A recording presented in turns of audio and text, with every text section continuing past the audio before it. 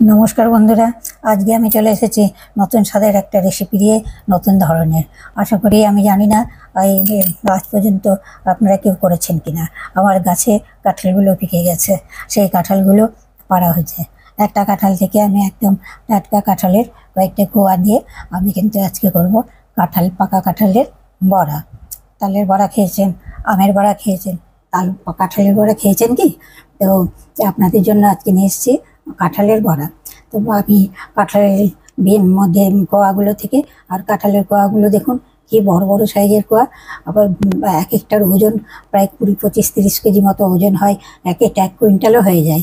তা আমি কোয়াগুলোকে বিচিটা বের করে নিয়ে আর ওই খোসাটা বের করে নিয়ে পেস্ট করে নিচ্ছি মিক্সিতে পেস্টটা দারুণ হয়েছে।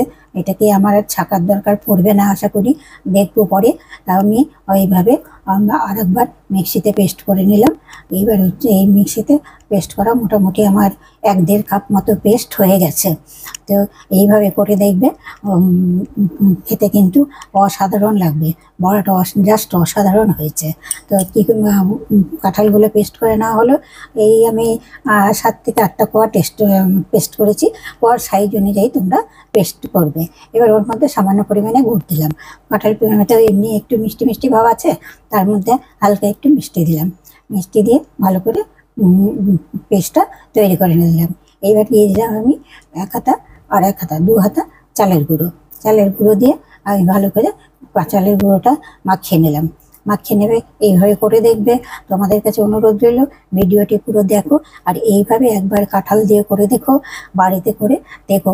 তালের বড়া একটা তো কমন আছেই, বিভিন্নভাবে করি। কাঁঠালেরও কিন্তু সুন্দর একটা রেসিপি আমাদের হয়ে যায়। তো দেখো তোমরা। তারপরে তার সঙ্গে একটু মিশিয়ে দিতে হবে আটা। কেউ সুজিও দিতে পারো, কেউ আবার দিতে পারো ময়দা, সেটা অপশনাল। চালের গুঁড়ো অপশনাল, চালের গুঁড়োর বদলে সুজি দিয়েও করতে পারে, ময়দা দিয়েও করতে পারে।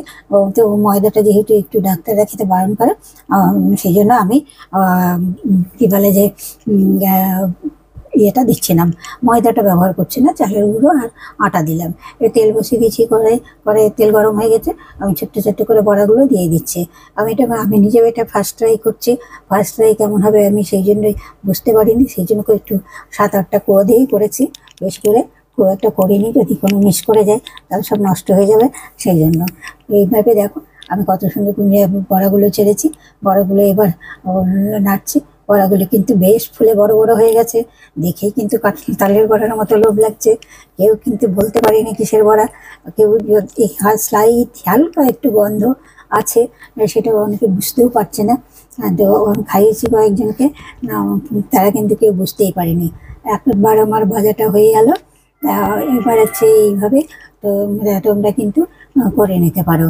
কাঁঠাল দিয়েও যে বিভিন্ন রকমের রেসিপি করা যায়।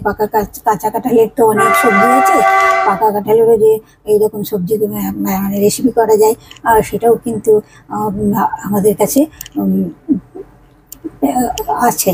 তো এই দেখো বড়াগুলো, এবারের বড়াগুলো কিন্তু সুন্দরভাবে ভাজা হয়ে গেছে। প্রত্যেকটি আমি কিন্তু খুব ছোটো ছোটো সাইজের বড়াগুলো দিয়েছিলাম। একটু লাল করে না ভাজলে বড়া ভালো লাগে না, সেই জন্য ফুলে ফুলে কিন্তু বেশ বড় হয়ে গেছে। তারপরে আবার আরেকবার দিয়ে দিলাম আমি। এইভাবে দিয়ে বারে বারে ভেজে নিতে হবে। তাহলে তোমরা একবার অন্তত বাড়িতে করে দেখো, খুবই সুন্দর লাগবে। তালের বড়া খায় না এমন কেউ নাই, সুতরাং কাঁঠাল যে খায় না তাকে আমি দিয়েছি, বললো আমি কাঁঠাল খাই না। তারপরে আমার খেয়ে বলছে খেতে খুব সুন্দর লাগছে। তখন আমি বলছি এটা কাঁঠালের হচ্ছে, আমি কাঁঠাল খাই না, কিন্তু কাঁঠালের বড়াটা তো সুন্দর লাগছে খেতে। বলছে হ্যাঁ, এটা আমার নিজের তৈরি রেসিপি। বড়াগুলো ভাজা হয়ে গেছে, দেখুন কত সুন্দর লাগছে।